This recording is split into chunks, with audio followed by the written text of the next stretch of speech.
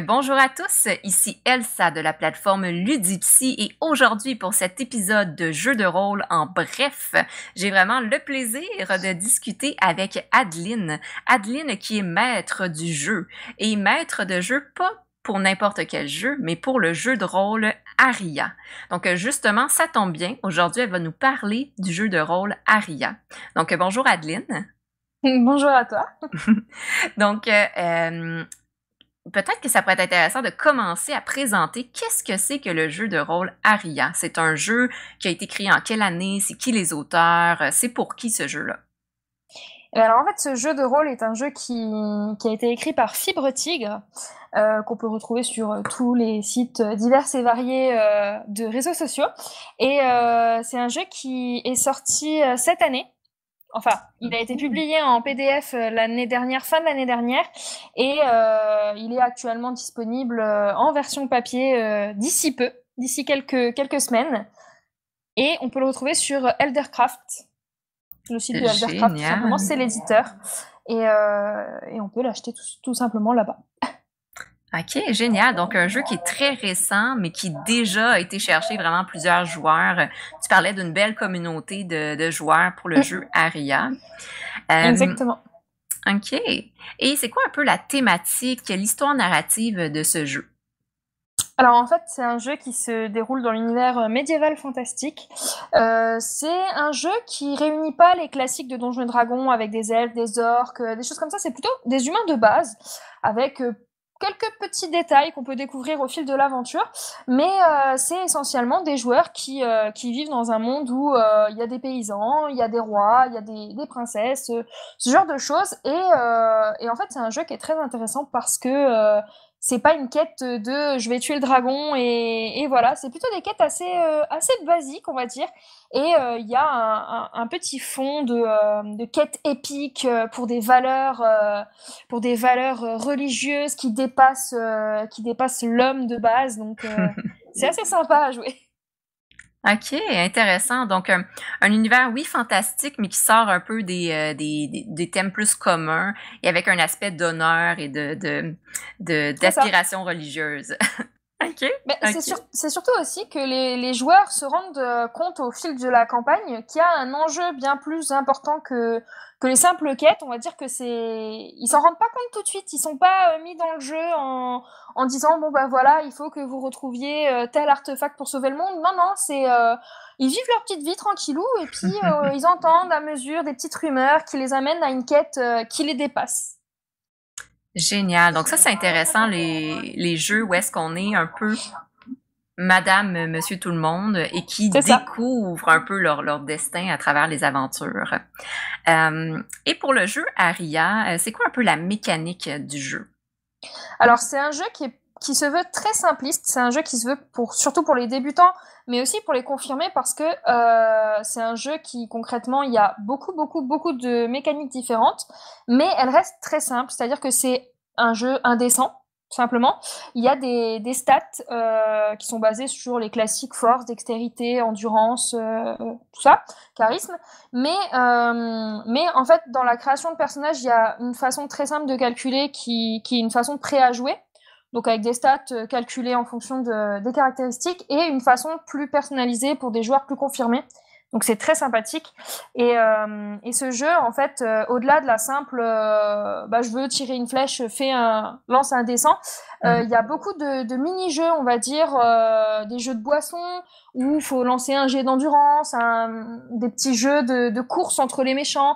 C'est assez sympathique comme mécanique parce que c'est pas simplement un classique je lance un dé pour une action épique. Il y a beaucoup de lancers de dés pour des futilités, on va dire, et c'est ce qui rend le jeu un peu plus dynamique, on va dire. OK, mais c'est vraiment intéressant. Tu parles de mini-jeux puis de mini-quêtes un peu dans l'histoire un peu plus grande. Puis c'est souvent ça qui fait qu'un jeu est intéressant, c'est quand il y a des petits moments de suspense puis des petites choses différentes. C'est ça. Super. Et dans tout ce que tu as nommé, justement, qu'est-ce que tu sens qui sont le ou les forces de ce jeu qui fait en sorte que Aria est différent des autres jeux de rôle? Alors moi, j'ai beaucoup joué en tant que joueur à des jeux divers et variés sur beaucoup de thèmes différents. Et souvent, ce qui m'embête un peu, c'est qu'il y a une quête principale qui est un peu couloir et pas trop de possibilités de vouloir faire autre chose ou quoi que ce soit. C'est un peu guidé. Et là, en fait, Aria, c'est un monde c'est un open world, c'est super diversifié. Tu peux très bien te retrouver au début de ta session à je sais pas, on va dire, parcourir le monde pour obtenir des informations. En cours de route, tu peux te retrouver à pêcher. À la fin, tu peux te retrouver à sauver le roi ou le prince d'une mort certaine. C'est vraiment hyper diversifié et c'est pas un jeu où tu fais tout simplement qu'une seule quête, vraiment couloir, donjon, porte, Mm. monstre, trésor.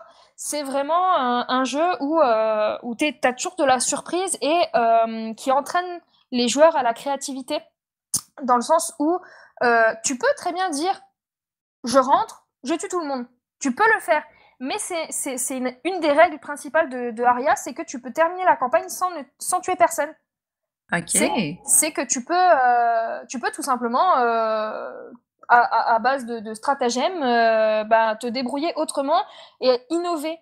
Et c'est-à-dire que c'est aussi un jeu qui est pas hyper. Il y a des règles comme n'importe quel jeu, mais c'est pas des règles compliquées et très tranchées qu'il faut surtout pas. Concrètement, si c'est quelque chose qui est réalisable dans le jeu, on va dire dans l'univers que c'est possible, eh ben tu peux le faire tout simplement. Et c'est ce qui rend le jeu très agréable, que ce soit à écouter simplement en tant que spectateur ou à y jouer, ou même en tant que MJ, à simplement le masteriser parce que c'est assez ouvert et ça laisse d'énormes possibilités aux joueurs tout au long d'une campagne ou simplement d'une partie sur un one-shot. OK, wow!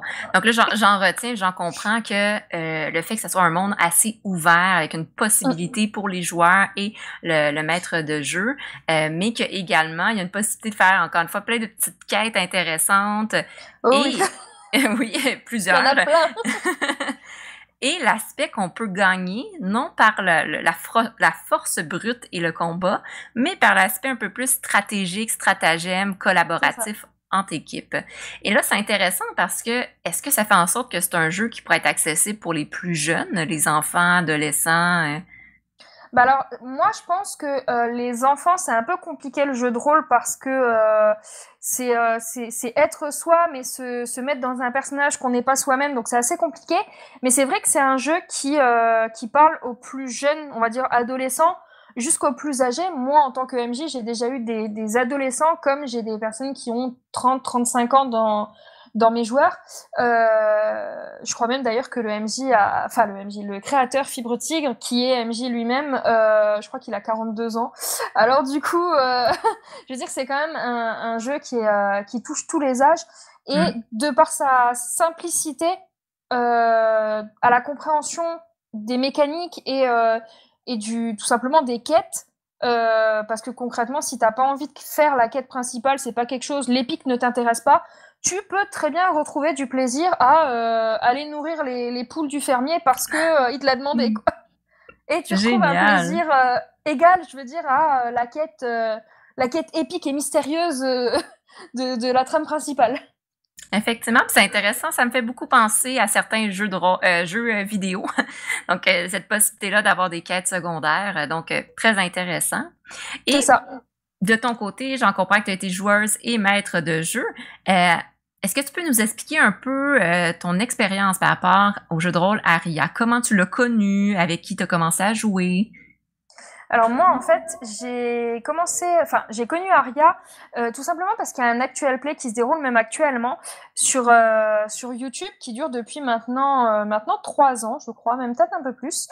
Et actuellement, ils sont d'ailleurs en train de réaliser la saison 5, si je ne m'abuse, sur Twitch. Et en fait, moi, j'ai connu tout simplement parce que j'aimais beaucoup le jeu de rôle aventure qui a été fait par des youtubeurs français.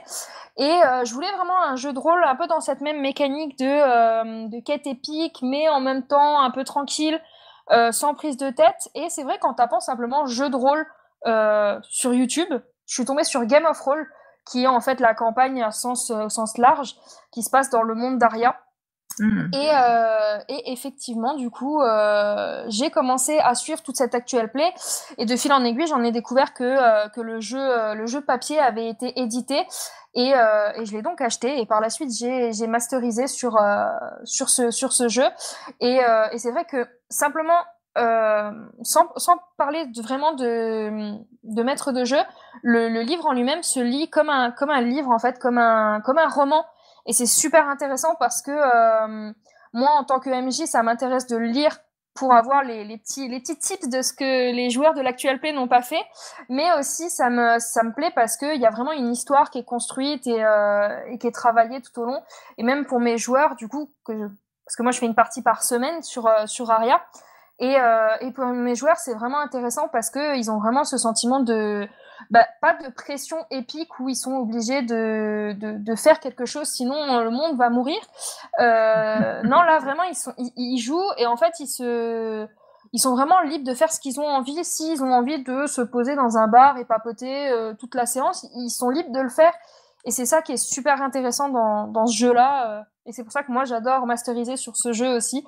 C'est vraiment quelque chose qui, pour moi, Aria, j'ai joué à beaucoup de jeux de rôle.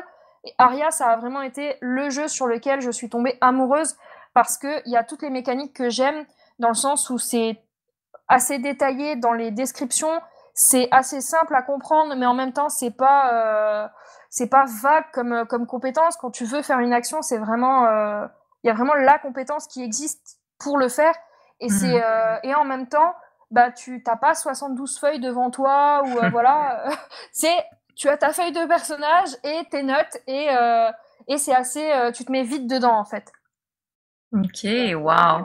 Je pense que tu as très bien partagé ta passion pour le jeu de rôle Aria et on voit que tu maîtrises très bien ce jeu-là. Donc, pour ceux que ça J'espère. intéresse, ben oui, pour ceux que ça intéresse justement, tu le nommais un peu, mais le jeu est accessible à quel endroit si on veut se le procurer? Sur le site Eldercraft. OK. Donc c'est le site de l'éditeur tout simplement. Il est disponible actuellement en version PDF. Donc il y a Aria se présente en 2 tomes. En fait, le monde d'Aria est un monde assez vaste et la campagne se déroule sur à peu près toutes les terres du monde qu'on connaît dans Aria. Et en fait, le livre a été divisé en 2 parties, le tome 1 et le tome 2. Et ils sont tous les deux disponibles. Il y a également un livre qui est un prélude avec des quêtes plutôt à jouer en one shot.